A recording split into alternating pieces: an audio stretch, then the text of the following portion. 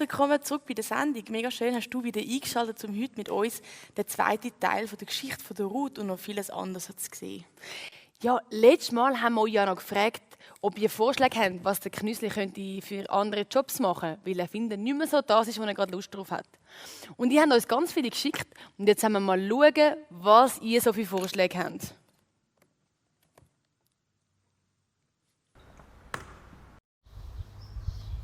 Archäolog, Coiffeur, Formel-1-Fahrer, Lehrer, Coiffeur, Fischer, Chemiker, Förster, Verkäufer, Polizist, Böstler, Ein paar von diesen Vorschlägen hat der Knüssli umgesetzt und jetzt wollen wir mal schauen, wie das rausgekommen ist. Sind wir gespannt, ob es besser ist als bei den letzten Versuchen. Ist es wieder so in die Hose gegangen oder hat er jetzt etwas gefunden, das ihm doch gefallen wird? Schapperlott. Jetzt wird man mal ein Haus bauen, mal Architekt ausprobieren. Und keine Ahnung, wie das funktioniert. Du, Knüssli, Ja, hoi, geschwind, hoi. was machst du da? Ich habe gedacht, ich mache mal Architekt. Das ist der die Häuser zeichnet, aber ich komme nicht schlagen mit dem Ding da. Ja, für was brauchst denn du das Ding zum Zeichnen? Ja, weißt du, zum Ausmessen. Schau so. Das wäre ganz einfach gewesen. Aber weißt du, dass ich noch so eine schöne Ecke machen kann? Wie bringe ich das an? Dann kannst du doch einfach so. Sapperlott. Sehr gut. Kannst du mal kurz heben? Ja. Wir machen jetzt eben das Knüslihaus. Uppala. Sehr gut. Und da, dass es eben eine schöne Ecke gibt. Jetzt bist du aber verrutscht. Du. Ja, du hast ein Jawohl. bisschen fest gedruckt. Aha. Und dann, wenn ich da oben könnte noch so schön so machen, dann hat jedes Haus ein Dach, eine Cheminée, wo Rauch rauskommt. Ja, ein paar Fenster brauchst du Sehr nicht. gut. Sonst wäre es ein bisschen dunkel drin. He? Oh, und ein Garten. Und eine Türe, oder wie kommt man sonst in das Haus? Brauchst du aber auch, oder? Stimmt. Die Tür mache ich immer da. He? Und dann pflanzen wir noch ein Bäumchen da. So. Was meinst du, kann ich das gut verkaufen? So? Ja. Ich würde denken, das geht schon, oder? Das sollte nicht so ein Problem sein. Sicher, ja. Aber wie willst du das jetzt bauen? Ich meine, du kannst nicht eine Zeichnung verkaufen, du musst ein Haus verkaufen, dann, das Fertige. Aber das langt nicht. Nein, du musst jetzt das ganze Haus dann noch bauen. Wieso bauen? Ja, dass man drin kann wohnen. Ich kann jemandem sagen, schau, das ist mein Haus, das kannst du kaufen und da kannst du drin wohnen. Nein, da kannst du nicht drin wohnen, das ist eine Zeichnung. Dann bräuchte ich aber noch Bauarbeiter. Obwohl, geschwind, ich könnte das selber bauen. Ja, könntest du auch. Aber jetzt bist du ja Architekt, dann kannst du nicht noch bauen. Weißt du, Zeichnen habe ich gemerkt, das ist gar nicht so schwierig. Ich gehe auf den Bau, ich bin Bauarbeiter, ist viel besser. Sehr gut. Dann gehen wir mal auf den Bau, ein Ja, gut, gehen wir paar mal schauen. Materialien suchen und dann bauen wir mal los. So, sind wir auf dieser Baustelle, tun wir mal ein bisschen Bauarbeiten. Ui, was macht er noch?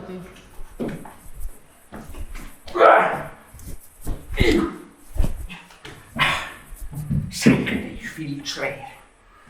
Machen wir schon mal mit dem ein bisschen Bauarbeiten.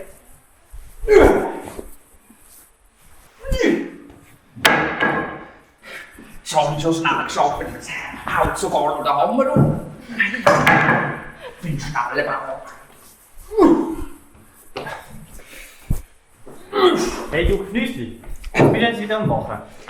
Ich bin am Bauarbeiter, weißt du? Ja, aber wir haben doch gesagt, wir Ja. schauen auf die Sicherheit, wir tun die Vorgaben von der SUVA beachten, Helm und Weste immer anlegen. Immer auf der Baustelle, das ist eine simple Regel. Das habe ich voll vergessen, excuse.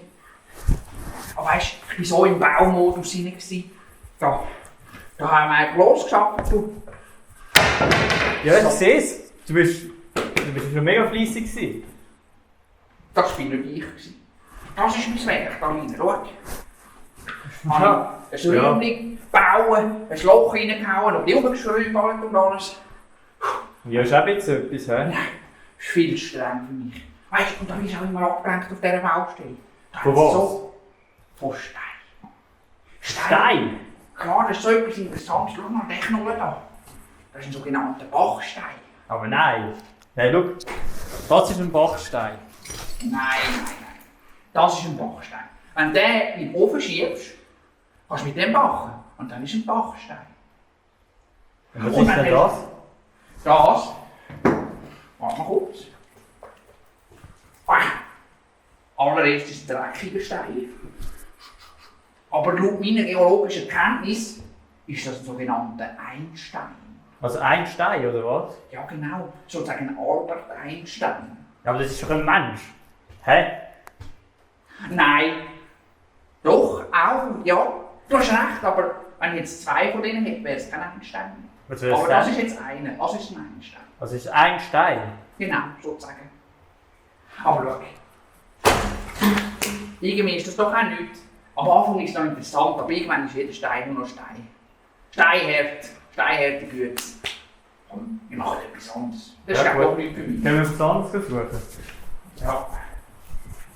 Ja, du Knüsli, was machen wir denn heute wieder verrückt? Ja, weißt, heute gehen wir mal fischen. Das ist auch ein sehr interessanter Beruf. Ja, hast du denn alles mitgenommen? Ja. Beim Fischen habe ich mich schön informiert, wie man das machen muss. Genau. Da kannst du mal kurz heben. Sehr gut, danke. Ja, jetzt bin ich aber gespannt. Ich meine, denkst du, da fischen wir etwas raus? Ja, ganz sicher. Weißt, Fischen ist zum einen Glückssache, zum anderen auch eine Wissenschaft. Wenn man das richtig macht, dann verwünscht man immer etwas. Ja. Jetzt kannst du da mal schon den Angelhaken rausnehmen. Dann hole ich noch den Köder. So.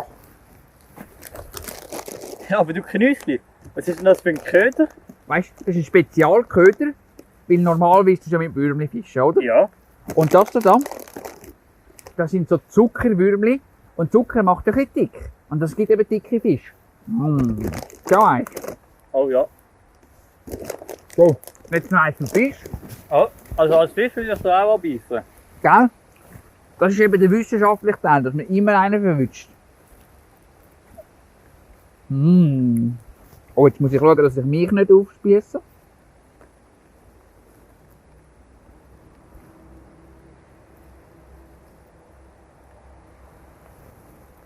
Genau.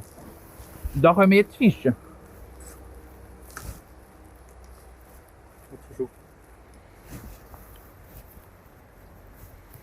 Sodeli. Und jetzt denkst du wirklich, ein Fisch beißt auf die Würmli? Ja, sicher. Wahrscheinlich so ein Süßwasserfisch, weißt du? Ist ja ein süßes Würmli. Oh, hey, da hat schon einer abgebissen. Oh, Ui. hey, ja. Ich sehe es. Ein schwerer Mocken, du. Hoi. Hi. Oh. Sehr gut. Hä? Aber das ist ja gar so kein eingepackt. Fisch. Doch, Fischstäbli. Ja, was? Ja, sicher. Hey, wow, das ist ein guter Fang. Aber das ist mir fast zu einfach. Ja gut, Das ist schon lässig, aber viel zu einfach. Komm, wir machen etwas anderes. dann müssen wir etwas anderes suchen, ja? Ja. Sodeli. Ui, jetzt muss ich noch pressieren. Jetzt komme ich noch zu spät mit der Pizza. Noch kurz schauen, wo der Schluffi wohnt. Da. Einmal Kebab-Pizza. Ja, die kommt sofort.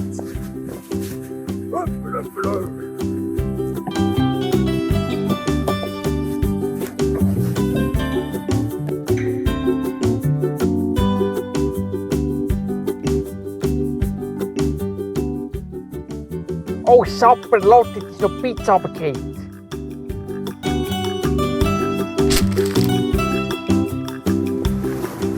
Sapperlot, jetzt hat es noch Pizza verkrautet. Du. Ei. Vielleicht merkt man ja nichts.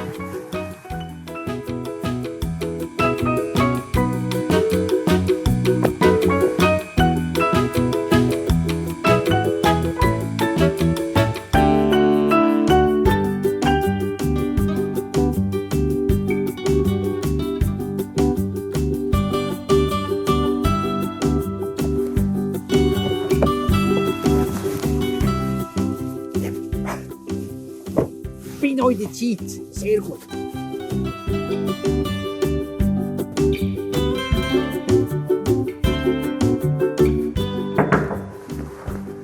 Der wird sicher Freude haben. Ja, hallo? Hey, geschwind, da ist deine Pizza abgestellt hast. Ja, Ich super. sollte wieder, hä? Danke vielmals. Einen ganzen Haufen Pizza zum Ausliefern. Einen guten. Ja. Wie sieht denn die aus? Ja, das ist, wie soll ich sagen, wir sind schnell unterwegs gewesen und darum hat es dich geschwindet. He? Aber eben, einen guten. Viel Spass beim Essen. Ja. Und was ist denn das? Ja, wie soll ich sagen, weißt, Pizza hat so fein Duft, so fein geschmückt und dann kann ich sie selber gegessen. Aber die geht auch, he? 12 Minuten in den Ofen, dann ist es gut. He? Ja, aber Tschüss. nein. Hä?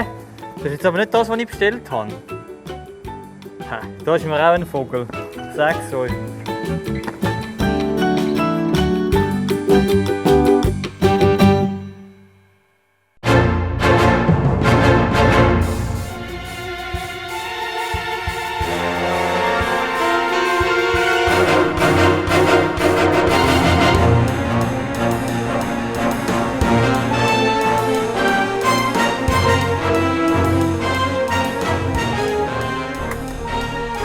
So, geschwind, bist du ready, he? Ja, sicher. Das haben wir schon parat gemacht. Jetzt machen wir unser Autorennen, he? Ja. Ich habe gedacht, du hast dich jetzt auch parat gemacht. Ich bin parat. Wieso meinst Ja, und wo ist deine Anlegung? du? Da, der Helm. Helm zur Sicherheit und alles andere habe ich schon. Weisst, der Mantel, der ist für vieles gut. Ja, jawohl. So, bist du ready? Ja gut, Knüsli. Und wo sind jetzt unsere Formel 1 Autos für Sahne? Die haben wir eingepackt, weisst du? Meine Grossmami und mein Grosspapi, die sind früher grosse Formel 1 Rennfahrer gewesen. Und das sind unsere Autos, schau. Ah ja, dann nehme ich das vom Grosspapi. Ja, nein. Du musst ich das von Grossmami nehmen. Ja. Wer zuerst kommt, mal zuerst. Okay, aber das ist dafür schneller. Schau, ich besiege dich schon. Ja gut, machen wir uns parat. Hey Knüsli, bist du parat? Ja, hey du, ich bin parat geboren, du. Ich sag Hey, ich dir. fahre so geschwind davon, das glaubst du dir gar nicht. Und ich knüstle dir vor dem Ziel durch, du. Also, hä? Achtung, fertig, los. Hey! Mal kurz.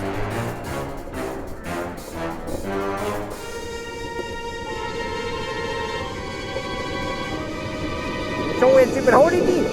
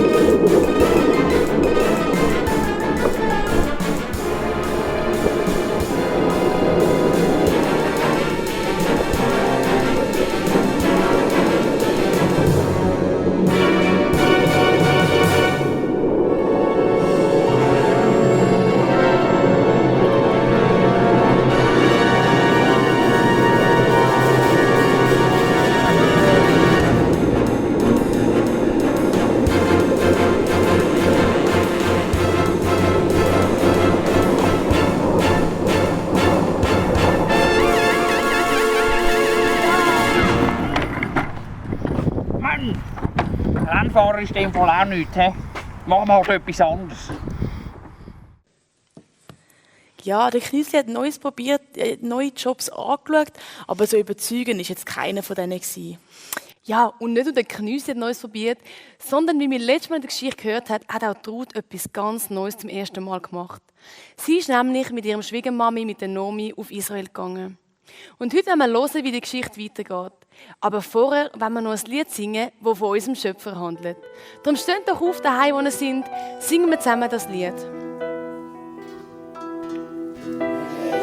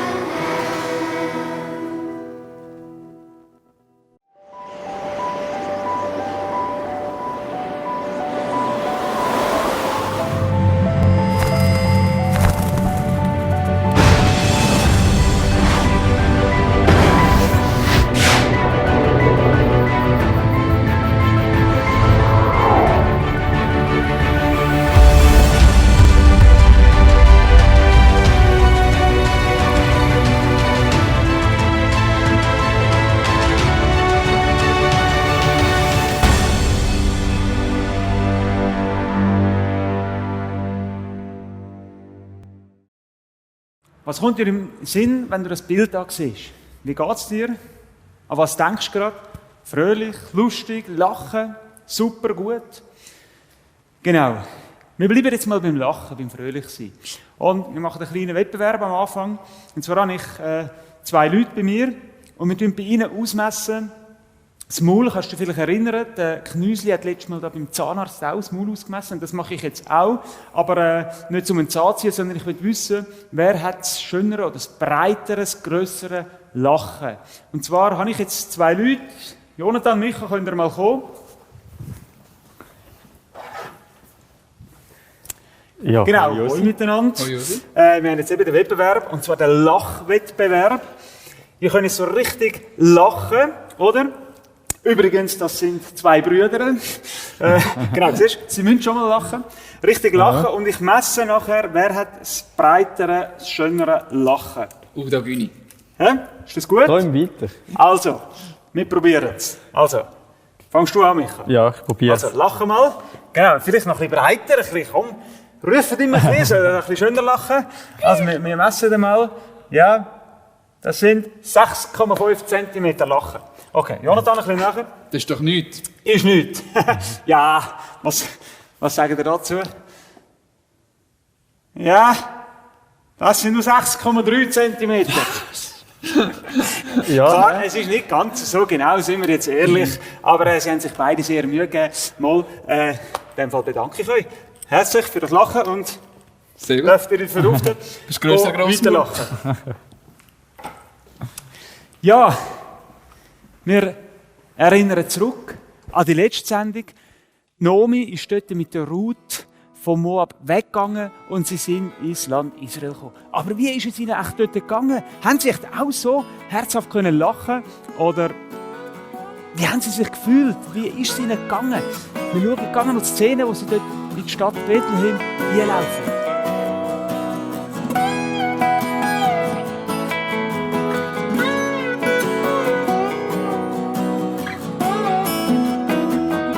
Ja, Naomi und Ruth sind da in die Stadt gekommen und die Leute, die Ersten, die sie gesehen haben, die haben grosse Augen gemacht.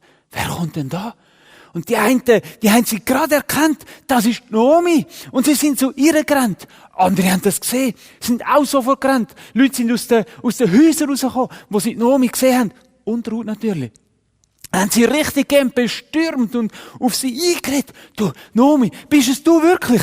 Wie kann das sein? Naomi ist zurück. Hey, kommt alle, kommt zusammen. Naomi ist zurück. Das gibt's ja gar nicht. Ich kann es fast nicht fassen. Was? Naomi ist da. Aber, Naomi, irgendetwas stimmt nicht. Du bist alleine.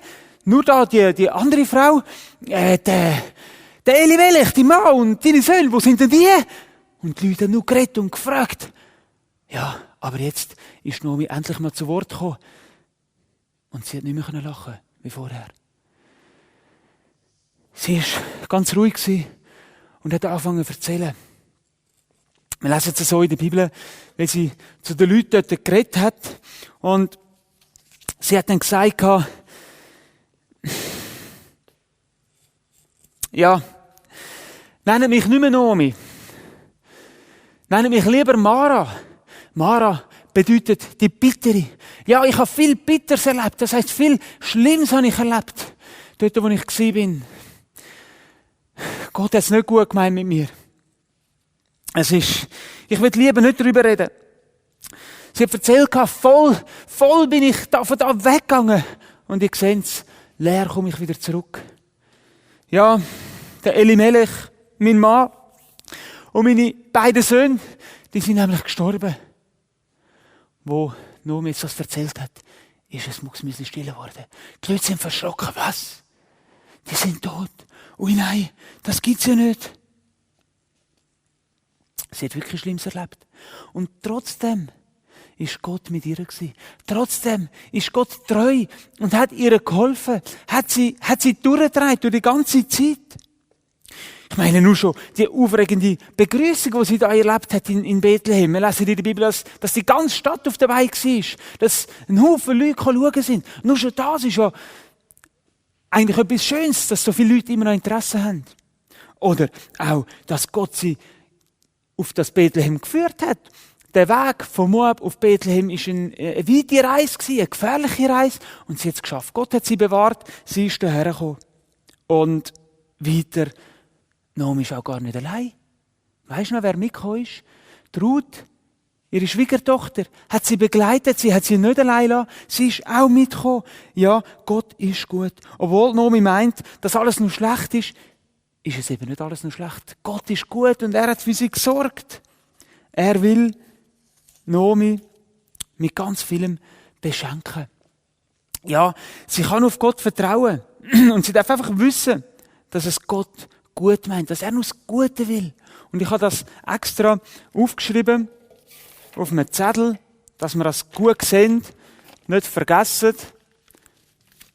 Gott ist gut. Oder Gott beschenkt reich. Das ist das, was er machen möchte. Er schenkt so viele gute Sachen. Das Problem ist nur für uns Menschen, dass wir diese Sachen oft eben vergessen. Aber vielleicht kannst du dich erinnern, wir haben vor ein paar Sendungen einen Bibelvers gelehrt und dort heisst es: Preise den Herrn, meine Seele, und vergiss nicht, was er dir Gutes getan hat. Vielleicht kannst du dich erinnern. Also es heisst da, wir sollen das Gute, was er gibt, eben nicht vergessen. Ja, aber das ist bei uns Menschen so, gell? Wenn wir etwas Gutes erleben, dann freuen wir uns, sagen vielleicht sogar Danke, aber so schnell haben wir es wieder vergessen und sehen immer wieder nur das, was eben nicht gut ist. Oder das, was wir nicht haben. Oder wir sehen das, was andere haben, aber ich nicht habe. Auch in meinem Leben ist das genau gleich. Oft erlebe ich es eben genau so. Ich vergesse so schnell das Gute und denke immer nur an das, was nicht gut ist. Dabei wäre es so wunderbar, wenn wir es genauso machen könnte wie in dem Vers. Einfach dankbar sein. Danke sagen, dass es Gott gut meint. Dass er treu ist, dass er da ist.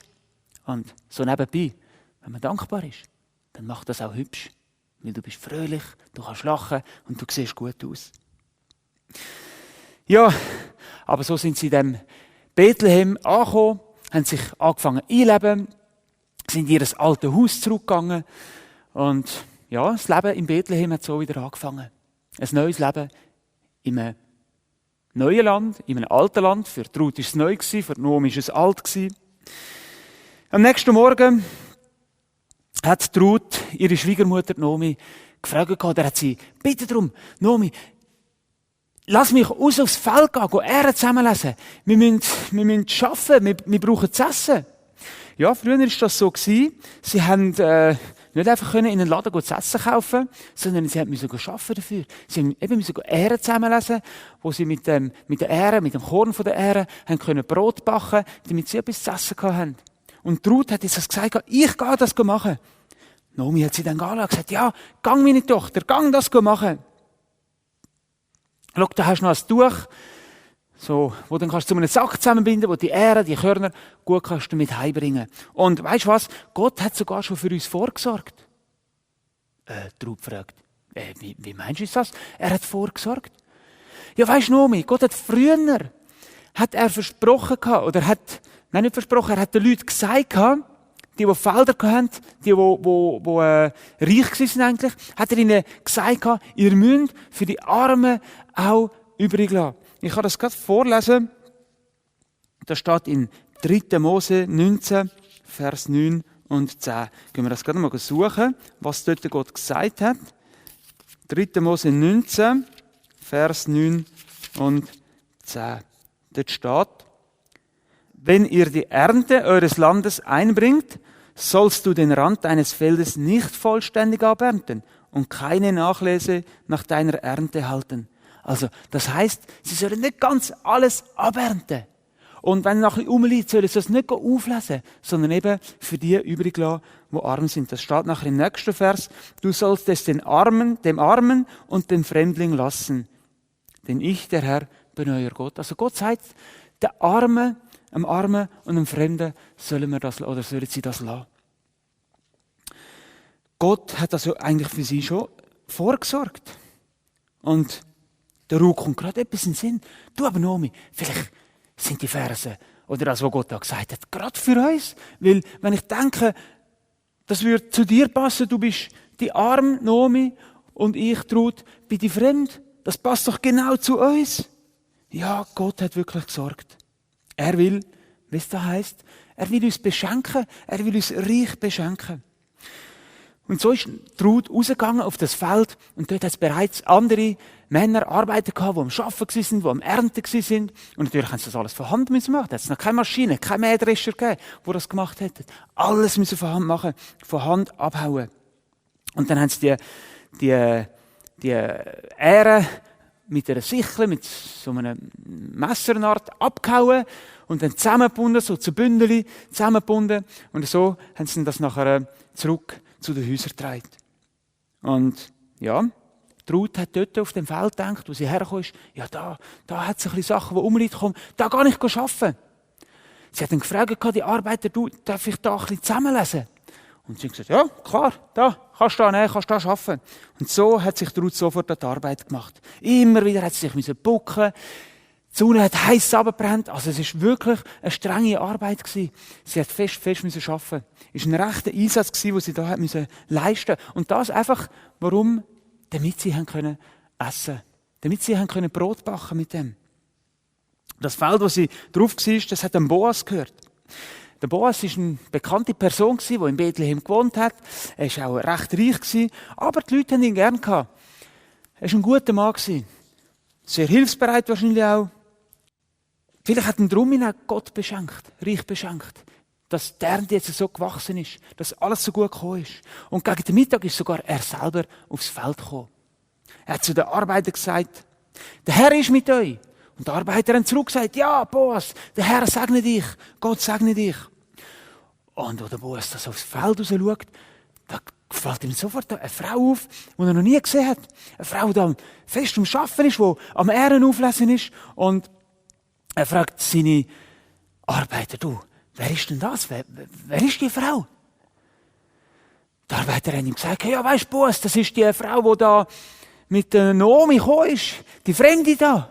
Und ja, sie hat uns gefragt, ob sie da auflesen. Und wir haben ihr gesagt, ja klar, kannst du da die Sachen, die Ähren auflesen vom Boden. Und wir müssen wirklich sagen, du, die ist seit uns, sie fest am Arbeiten, fast keine Pause gemacht, ist wirklich voll dran. Der Boas geht auf die Ruth zu und er sagt ihr, das ist gut, dass du da bist auf dem Feld. Bleib einfach da bei mir. Bleib da und geh auf kein anderes Feld. Schaff nur bei mir. Und weißt du was? Wenn du Durst hast, dann gang zurück dort, wo die Wasserkrüge sind, und gang dort einfach Wasser trinken. Oh wow. Du staunet. So gut ist der Chef von dem Feld mit mir.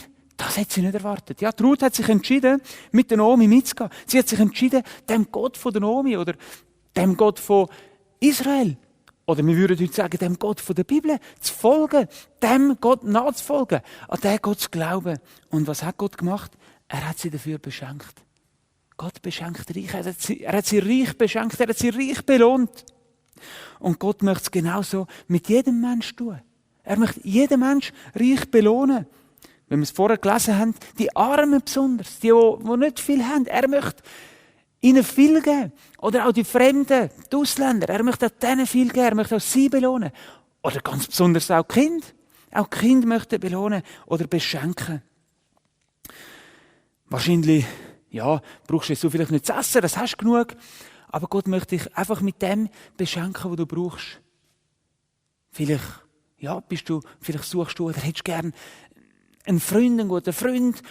Oder vielleicht hättest du gern, dass der Heim nicht mehr viel Streit hat. Oder ich weiss nicht was. Aber Gott möchte dir geben, das, was du brauchst, das, was du suchst. Red darum mit ihm, bitte ihn, komm zu ihm. Aber weißt du, was möchte Gott vor allem geben? Das grösste Geschenk, das es überhaupt noch gibt. Das ewige Leben, dass du für immer kannst bei ihm sein. Er möchte dir den Frieden mit ihm schenken. Gott ist so gut. Gott ist wirklich wunderbar. Er meint es nur gut mit uns Menschen. Und auch gerade eben mit den Fremden, mit der Ruth, hat er es gut gemeint. Darum hat er die Ruth so beschenkt, wie sie beschlossen hat, ich möchte ihm nachfolgen. Die Ruth, die ist vor dem Boas runtergeknündelt. Nicht jetzt zum ihn anbeten, sondern mehr einfach zum ihm Danke sagen, dass der Boas jetzt so für sie sorgt. Sie hat ihn gefragt, warum beschenkst du mich? Ich bin doch ein Fremder, ich bin gar nicht von da. Warum beschenkst du mich so reich? Und der Boas antwortet ihr, ich habe gehört, was du für deine Schwiegermutter, wer ist es? Naomi, genau. Ich habe gehört, was du für sie gemacht hast, dass du dich so um sie sorgst und deine Heimat verlassen hast und extra mit ihr mitgegangen bist. Und der Boas sagt darauf aber zu ihr, für das soll dich Gott reich beschenken und dich beschützen. Die Ruth ist aus dem Staunen nicht mehr rausgekommen. Was? Ich kann das fast nicht fassen. So freundlich bist du zu mir, so tröstet hast du mich. Und es ist noch nicht alles. Es ist weitergegangen. Es ist zu der Mittagszeit gekommen und da sagt der Boas, Ruth, komm auch da zu uns. Du darfst bei uns essen. Er hat sie eine Art eingeladen, mit ihm zu essen. Komm da hin, iss vom Brot und trink Wasser. Und du einfach mit uns zusammen sein, mit uns Gemeinschaft haben. Der Boas hat sie bedient, mit Brot, eben mit gerösteten Körnern sogar noch. Und er hat ihr so viel gegeben, dass sie nicht alles mögen. Sie ist satt geworden und hat immer noch viel zu viel gehabt. So hat sie schnell noch einen Teil eingepackt, wo sie wollte, der Naomi, ihre Schwiegermutter, heimbringen. Ja, und daraufhin, nach der Pause, ist sie dann weiter aufs Feld gegangen, arbeiten. Und es ist noch mehr passiert. Der Boas sagt zu den anderen Arbeitern, ihr schaut, dass dieser Ruth nichts passiert. Niemand soll gegen sie etwas sagen oder machen. Tünt sie beschützen und tünt sogar noch extra ein bisschen Ehre von euch rausziehen und extra am Boden, dass es extra noch ein bisschen mehr hat für die Ruth. Der Boas hat wirklich für sie gesorgt. Boas oder eben auch Gott. Letztlich ist es Gott, der für sie gesorgt hat, der sie beschenkt hat, der nur das Gute hat wollen für sie. Ja, und wenn du an Gott glaubst, dann hast du bestimmt auch schon viel Gutes erlebt. Ich habe letztes Jahr auch so etwas erlebt. Ich bin mit dem Auto ins Parkhaus gefahren und dann nachher musste ich posten. Als ich zurückgekommen bin, habe ich ein Parkticket gelöst. Dann bin ich wieder ins Auto eingestiegen und dann, als ich abfahren wollte, dann merke ich, wo ist jetzt das Ticket? Ohne das Ticket kann ich nicht aus dem Parkhaus raus. Wo habe ich jetzt das? Ich habe überall angefangen zu suchen. Nein, das gibt es ja nicht. Das darf doch nicht wahr sein. Ich bin wieder ausgestiegen, bin bei den Sachen geschaut, die ich eingekauft habe. Dort, aber es war nirgends gewesen. Nein, das darf nicht wahr sein. Ich habe schon für mich dann angefangen zu beten, Herr, hilf, dass ich jetzt das Billett wieder finde. Weil ich habe gelesen, wenn man es nicht findet, oder wenn man es verloren hat, kostet das 50 Franken. Ich bin dann rauf, an die Information gefragt oder erzählen, ich habe mein Ticket verloren. Ich finde es nicht mehr. Und sogar die Frau dort hat gesagt, ja, wahrscheinlich kann man schon etwas machen, aber es kostet 50 Franken. Nein, das darf nicht wahr sein. Ich habe sie ja unten gelöst. Ich habe einmal gebeten. Und sie hat dann gesagt, ja, gehen Sie runter, bei der Kasse unten ist ein Mann vom Parkhaus. Ich bin dann runtergegangen zu ihm und zusammen schauen wir dort die Kasse an und nachher prompt. Dort, wo das Retourgeld rauskommt, hat es ein Parkticket drin. Genau das war meins. Es ist zwar etwas Kleines, aber gleich Gott hat einfach mein Gebet erhört und hat, für mich ist das wie ein Geschenk gewesen, das Gott gemacht hat. Und so erleben wir im Alltag, wenn du mit Gott lebst, darfst du alles mit ihm bereden, darfst ihm alles sagen und Gott hilft, Gott beschenkt. Aber nicht immer erfüllt er unsere Wünsche gerade sofort. Manchmal müssen wir auch recht lang warten, Geduld haben, immer wieder beten. Aber ein Gebet hört Gott ganz sicher immer oder erhört er immer, erfüllt er immer.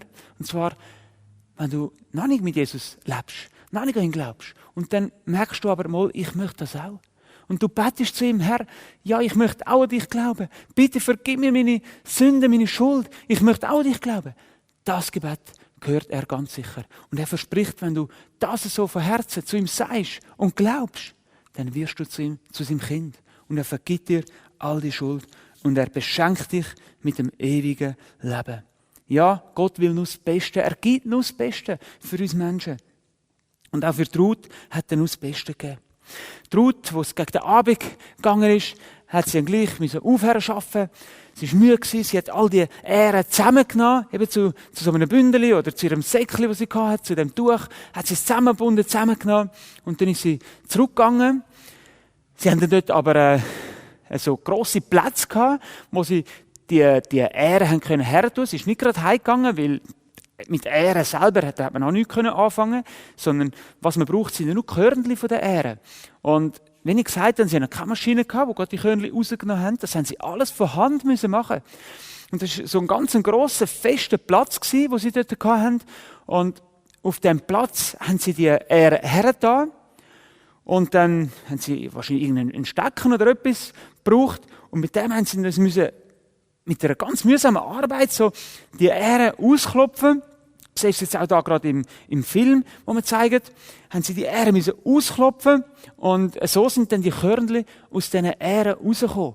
Also es war ganz wirklich eine aufwendige Arbeit gewesen, mühsame Arbeit oder strenge Arbeit, aber das hat es müssen oder das hat es gebraucht, damit sie die Körner eben hatten und damit sie nachher aus diesen Körnern haben können Mehl machen und weiters dann das Brot haben können machen. Und so war Ruth dort noch recht zeitlich und hat dort geschafft. Schliesslich aber, als sie all die Körner beieinander hatte, hat sie es wieder zusammengepackt im Tuch und ist heimgegangen zu der Naomi. Und hat ihr das zeigen gehabt. Schau da, Naomi, das habe ich heute geschafft. Da, die Körner habe ich gebracht. Und sie hat wirklich einen rechten Sack voll gehabt. Und als Naomi das gesehen hat, wow, Ruth, so gut, so wunderbar. Sag mir, bei wem bist du gewesen? Wie hat der geheissen? Und Ruth sagt, es ist der Boas gewesen. Du, Naomi, ich sag dir, es ist so ein freundlicher Mann, so ein wunderbarer Mann, der hat mir alles gegeben. Ich konnte sogar Wasser trinken, ich konnte mit ihm zu Mittag essen dort. Sie hat so gesorgt für mich. Und weisst du was? Er hat sogar noch absichtlich Ähren, liegen lassen. Hat den Arbeiter gesagt, sie sollen extra noch ein bisschen liegen lassen, sie sollen für mich sorgen. Also, ich bin so belohnt worden. Naomi sagt zu der Ruth, weisst, ich habe immer gedacht, Gott meint es schlecht mit mir, er nimmt mir alles weg, aber wenn ich jetzt das höre, was mit dir passiert ist, wenn ich mir das alles so überlege, dann stimmt das nicht. Dann muss ich sagen, Gott meint es so gut. Gott hat mich so reich beschenkt. Ja, und mir kommt jetzt in den Sinn, der Boas, der ist übrigens verwandt mit uns. Das ist ein Löser von uns. Da fällt Ruth aber noch mal etwas ein. Ja, aber Naomi, weißt du, das hat er auch noch gesagt. Ich soll nur bei ihm auf dem Feld sein. Ich soll zu niemand anderem gehen. Nur bei ihm soll ich auflesen. Und so hat sie es dann auch gemacht. Nächsten Tag ist sie wieder gegangen, auf das Feld von Boas auflesen. Dabei kommt er aber genau wieder das in den Sinn. Naomi hat gesagt, der Boas ist ein Löser. Aber irgendwie hat sie das nicht recht verstanden. Was ist denn ein Löser? Frage dich. Weißt du, was ein Löser ist? Ich mache jetzt mal etwas Spezielles. Ich versuche das. Ich gebe dir jetzt eine Hausaufgabe. Ich weiss natürlich, in der Schule hast du auch viele Aufgaben. Aber das ist eine ganz kleine Aufgabe. Überleg dir mal, jetzt hast du eine Woche lang Zeit, überleg dir mal, oder such raus in der Bibel, oder vielleicht kannst du jemanden fragen, was ist ein Löser? Überleg dir mal die Frage aufs nächste Mal, was ist ein Löser? Ich bin gespannt, ob du das herausfindest. Die Ruth hat sich das überlegt, sie ist so reich beschenkt worden, aber diese Frage, die hat sie sich noch überlegt, was ist echt ein Löser? Ja, Gott hat sie wirklich beschenkt, er hat ihnen geholfen, sie haben Körner gehabt, sie können Mehl machen, sie können Brot backen, es ist ihnen gut gegangen. Eigentlich ein wunderbarer Start haben sie dort in Bethlehem erlebt. Und Gott möchte auch dich genauso beschenken. Oder eben noch viel mehr mit dem ewigen Leben mal für immer dürfen bei ihm sein. Tun wir doch gerade noch beten miteinander. Ja, Herr, wir danken dir, dass du es nur gut meinst, dass du uns Menschen lieb hast und besonders eben gerade die Armen, die Fremden oder auch Kinder hast du so fest lieb und du willst nur das Gute für uns. Du willst nur das Beste schenken. Herr, wir danken dir dafür und hilf, dass wir das nie vergessen, was du uns alles Gutes gibst. Amen. Und wir möchten auch jetzt wieder ein Lied miteinander singen. Und das Lied heisst eigentlich genau gleich, reich beschenkt. Reich beschenkt sind wir von unserem Herrn und Gott.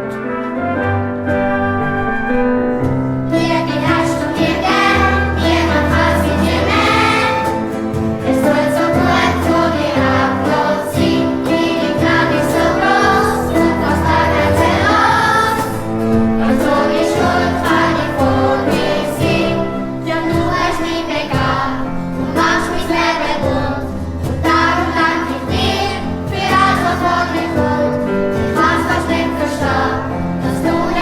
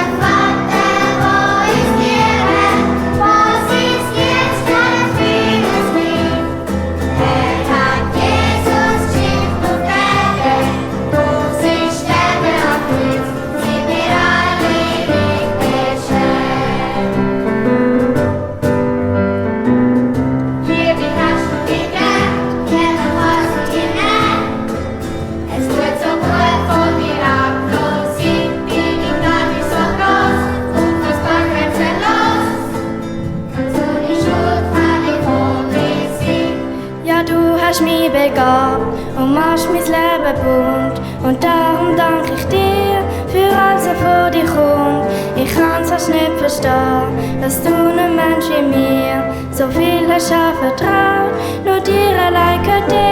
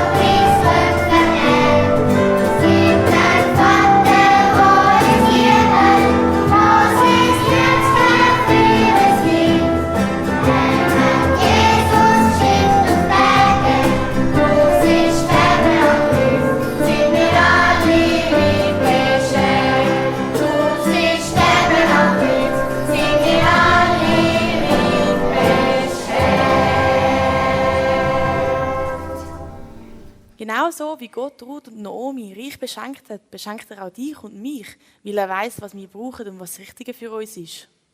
Ja, und jetzt wollen wir schauen, wie gut dass Sie aufgepasst haben bei der Geschichte. Und darum wollen wir jetzt noch ein kleines Quiz miteinander machen. Was ist das? Josh, bist du bereit? Das ist für nächstes Mal. Hi. Du, habt ihr den Preis gesehen? Nein. Nein, wir haben nur die Nutella-Ding. Das ist aber der Preis. Oh, die sind da gewesen. Ja, aber das wäre für Kinder gewesen. Das ist mega fein. Logisch sind sie fein, ich habe die auch gerne. Kinder auch. Was Ja machen wir? ja gut, das hat sicher noch im Laden, dann kaufe ich halt nochmal. Die sind richtig gut, Kinder. Ich sage euch, also, es lohnt sich, um den Wettbewerb richtig Also, auszufüllen. ich verspreche euch, ich kaufe noch, weil die hätte ich jetzt auch wirklich vielleicht schenken. Also, Oder dann geben wir uns halb leer. jemandem, der gönnt, oder? Aber dann machen wir Wettbewerb gleich, weil jetzt... Ja. Das müsste ich noch schnell in den Laden kaufen. Ja. Das ist ja erst für... bis zum Dienstag kaufe ich die. Das ist Super. gut. Ja, okay. Ja, wir haben da wieder ein paar Fragen aufgeschrieben. Und wer fängt jetzt an? Ich fange sonst Du gerade an. anfangen? Genau. Okay, gut. Die erste Frage ist, wie hat sich Naomi genannt, nachdem sie auf Bethlehem zurückgegangen ist? Antwort A, Mara. Antwort B, Orpa. Oder Antwort C, Mahela.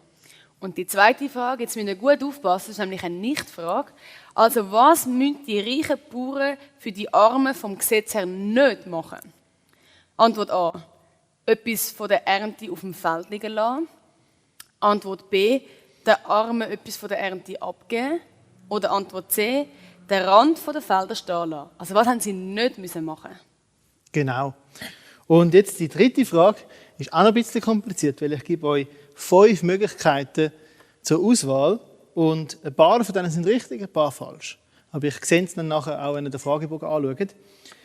Frage 3, genau. Welche von diesen guten Sachen hat der Boas für die Ruth da? Er hat ihr A. erlaubt, von seinem Wasser zu trinken. B. Ihr erlaubt, seine Kühe zu melken. C. Ihr von seinem Essen in der Mittagspause gegeben. D. Zusätzliche Ehre für sie liegen lassen. Und E. Ihr gemahlenes Mehl mit heimgeben. Also, ein paar sind richtig, ein paar falsch. Ich bin gespannt, ob ihr es herausfindet. Genau, das sind die 3 Fragen. Macht mit, wie schon gesagt, es lohnt sich. Sehr empfehlenswert. Ich kaufe dann noch, ja. Ja, genau. Für uns ist jetzt Zeit, um euch Ciao zu sagen, aber wir sehen euch bald wieder. Wir wünschen euch eine ganz gute Zeit. Bis dann. Macht's gut. Tschüss. Ciao zusammen. So, hallo liebe Kinder. Es freut mich, dass wir noch einen kleinen Werbeblock machen für die Jungschi. Und zwar ist das nicht nur für unsere Jungschi, die wir hier im Mitternachtsruf haben, sondern ich will euch auch ermutigen, dass ihr wieder in die Jungschi geht. Ich weiss nicht, vielleicht hat eure Gemeinde eine eigene Jungschi oder ihr seid schon eine Jungschi angeschlossen. Eine Jungschi ist in dem Sinne ein Programm, das man meistens am Samstagnachmittag noch hat im Wald, wo man mit Spielen füllen, mit Andachten, wo man wieder Geschichten über Jesus hört. Und da möchte ich euch einfach Mut machen, dass, wenn ihr das vielleicht noch nicht macht, dass ihr das mal ausprobiert, kann ich euch sehr empfehlen. Dass ihr dort eben mal eine Jungschule besucht. Wenn ihr eine in der Region habt, unbedingt den mal schauen. Da tun wir auch unten mal einen Link von der BESI verlinken. BESI ist so die Gesamtorganisation der Jungschar. Und sonst, wer mal zu uns wegkommt, darf sehr gerne mal bei uns hineinschauen. Hier in Dübendorf, da sind wir auch noch den Link verlinken, dass ihr schauen könnt. Und jetzt haben wir noch etwas ganz Spezielles für den Sommer. Hey du! Ja, Hey, du solltest langsam umziehen, wir das parat machen. genau. Sind wir jetzt da schon gepackt? Ja. Genau, und so haben wir gepackt für das Sola 2020. Ah, also du bist am Aufnehmen. So. Genau, wir sind am Aufnehmen. Jetzt bin ich einfach reingelassen. Ja, ja, sag doch mal, was wir im Sola machen. Ja, genau. Wir mit unserer Jungski haben das Thema Verschollen im Dschungel. Und genau, wir haben einen coolen Trailer auf unserer Homepage freigeschaltet. Ihr könnt auch gerne mal schauen. Und ich hoffe, dass er euch anspricht und ihr dann auch kundig werdet, was wir dann im Dschungel machen. Genau. Und wer noch nichts vorhat, in der ersten Sommerferienwoche, der darf sich sehr gerne anmelden. Sind dann unten auch der Link, den wir dann schön beschreiben. Und einfach eben, besucht eure Jungscharen wieder, geht in die Sonntagsschule. Jetzt haben wir den Corona durch und es ist doch schön, dass wir das wieder machen können. Ja, genau. Wir freuen uns auf euch. Und ja, wäre cool, Genau. wieder mal irgendwie von euch zu hören oder euch zu sehen. Wenn ihr uns auch schon mehr gesehen habt auf YouTube. Aber wenn wir euch auch mal sehen, dürft ihr uns gerne ansprechen und euch sagen. Genau, sehr gerne. Macht's gut. Ciao, ciao. Ciao.